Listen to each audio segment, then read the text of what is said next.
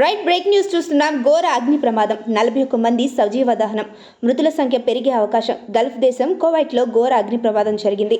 ఓ అపార్ట్మెంట్లో భారీ మంటలు చెలరేగాయి. మంటల్లో చిక్కుకొని 41 మంది సజీవ దహనం అయ్యారు. మృతుల్లో పలువురు భారతీయులు కూడా ఉన్నట్టు అనుమానాలు వ్యక్తమవుతున్నాయి. ప్రమాదం జరిగిన సమయంలో బిల్డింగ్లో 160 మందికి పైగా ఉన్నట్టు తెలుస్తోంది. మృతుల సంఖ్య మరింత పెరిగే అవకాశం ఉందని దక్షిణ కువైట్లో మంగాఫ్ నగరంలో బుధవారం తెల్లవారుజామున కార్మికులు నివాసం ఉంటున్న భవనంలో అగ్ని ప్రమాదం సంభవించిందని, కనీసం 35 మంది మరణించినట్లు సీనియర్ పోలీస్ అధికారులు మీడియాకు తెలిపారు.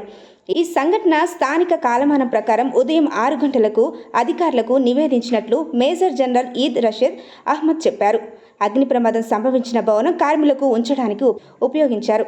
అక్కడ పెద్ద సంఖ్యలో కార్మికులు ఉన్నారు. చాలా మందిని రక్షించాం, కానీ దురదృష్టవశాత్తు మంటలు బాగా వ్యాపించడం, దట్టమైన పొగ అలుముకోవడంతో చాలా మంది మరణించారు అని మరొక సీనియర్ పోలీస్ కమాండర్ చెప్పారు.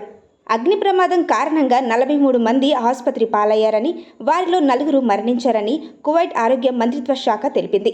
పోలీస్ నివేదించిన 35 మరణాలకు అదనంగా 4 మరణాలు ఉన్నాయా లేదా అనేది స్పష్టంగా తెలియలేదు.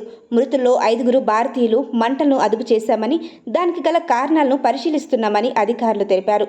మృతుల్లో 5 భారతీయులు ఉన్నట్టు పేర్కొన్నారు. మృతుల సంఖ్య మరింత పెరిగే అవకాశం ఉందని చెప్తున్నారు.